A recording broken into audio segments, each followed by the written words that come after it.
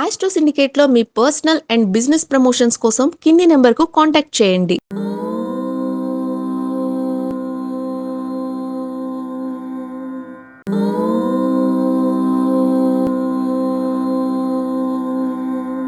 గురువుగారు 9వ రోజు అమ్మవారిని ఏ రూపంలో పూజించాలంటారు? అలాగే ఎలాంటి నైవేద్యాలు సమర్పించాలంటారు? ముఖ్యంగా పరిపూర్ణమైన ఫలితం పొందాలంటే ఏం చేయాలంటారు? ఓం మంగళం మంగళానాంచ సర్వకళ్యాణకారికే వారాహీదేవి సతతం మంగళం ప్రదదాతు మే సదా. ఇక వారాహి నవరాత్రుల్లో మనం ఆఖరి రోజుకు వచ్చేసాం. ఈ ఆఖరి రోజున అమ్మవారిని ఏం పేరుతో పిలుస్తారు? శ్రీ స్వప్నవారాహి. శ్రీ స్వప్నవారాహి వ్రతం అంటారు దీన్ని. ఈ శ్రీ స్వప్నవారాహి అనేది అమ్మవారి రూపంలో నవరాత్రుల్లో ఆఖరి రోజున ఉన్నటువంటి విశేషమైన రూపం.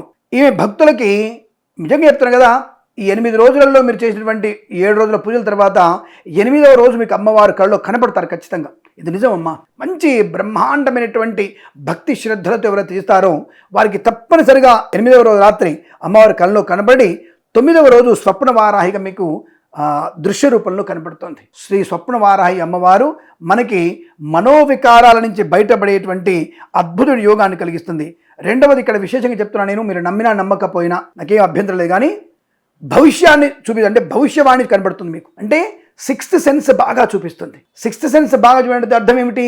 ఏ పరీక్ష రాయబోతున్నాం, ఆ పరీక్షలు ఎటువంటి ప్రశ్నలు వస్తాయి, ఆ ప్రశ్నలకి సంసిద్ధమయ్యేటువంటి యోగాన్ని కలిగిస్తుంది. ఏ పని చేయబోతున్నాం, ఆ పనిలో ఎటువంటి ఇబ్బందులు ఉంటాయి, ఎటువంటి మంచి ఉంటుంది, దాన్ని ముందుగానే లెక్కించగలిగే శక్తిని కలిగిస్తుంది. అంటే క్రియేటివిటీని పెంచుతోంది. జరగబోయే సంఘటనని మీకు ఒక కళ రూపంలో కనబెట్టేట్టుగా చేస్తోంది. ఒక గ్రాఫిక్ లాగా మీకు కనబడుతుంది. లోపల చేసేటువంటి మీకు జరగబోయేటువంటి విషయాన్ని ముందుగానే చూపించగలిగేటువంటి శక్తిని కలిగిస్తుంది. ఇది నిజం. అద్భుతమైనటువంటి జరగబోయేటువంటి విశేషాలని మీరు ముందుగానే తెలుసుకొని జరగబోయే ప్రమాదాలను ముందుగానే పసిగట్టగలిగేటువంటి చైతన్య శక్తిని మీకు కలిగిస్తున్న అమ్మవారు. ఇది నిజం. ఇది మీరు నమ్మండి ఖచ్చితంగా.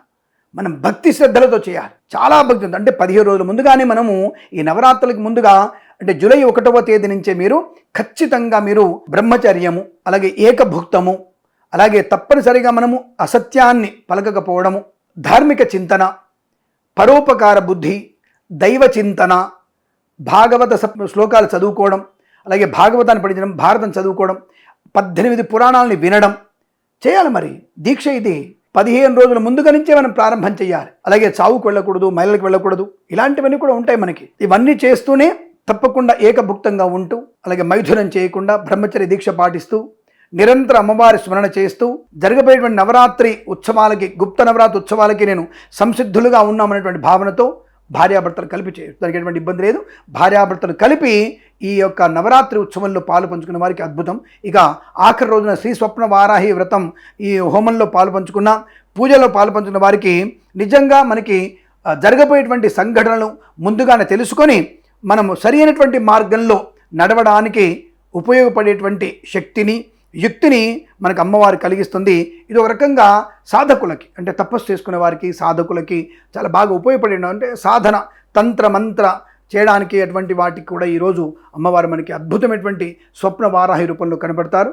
అద్భుతమైనటువంటి రూపం అమ్మవారిది, నిర్మలమైనటువంటి రూపము. ఇక్కడ అమ్మవారి పూజ వల్ల మనకి లాభం ఉంటుందన్న విషయాన్ని గమనించండి. లక్ష్మీప్రదమైంది కూడా మనకి అద్భుతంగా చెప్పబడింది.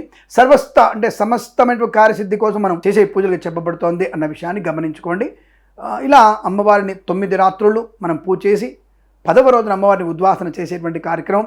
ఇలా మీరందరూ గుప్తమైనటువంటి ఈ యొక్క నవరాత్రుల్లో పాలు పంచుకొని అష్టైశ్వర్య ప్రాప్తి, ఆనంద జయం పొందాలని కోరుకుంటూ, ఇక మరి ఆఖరి రోజున అమ్మవారికి ఏం చేస్తాం?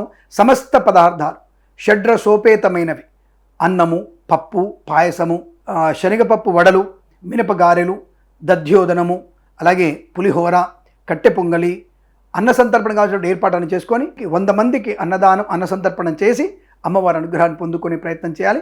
ఇటువంటి పదార్థాలు అమ్మవారికి నివేదన చేయాలి. అలాగే ఈ రోజున అమ్మవారికి చెరుకు రసాన్ని కూడా నైవేద్యంగా పెట్టాలి.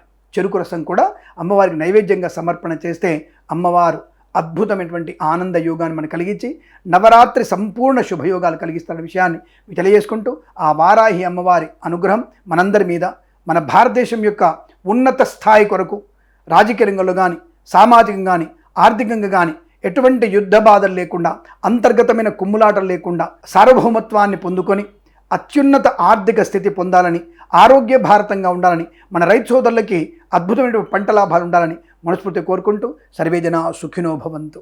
థ్యాంక్ యూ గురువు గారు. శుభమస్తు. గుప్త నవరాత్రులు అదే వారాహి నవరాత్రుల గురించి ఎటువంటి సందేహాలున్నా కింద స్క్రోల్ అవుతున్న గురువు గారి నెంబర్ ని వెంటనే సంప్రదించండి. అలాగే ఎవరైనా పూజలు చేయించుకోవాలన్నా సరే గురువు గారిని కాంటాక్ట్ అవ్వండి.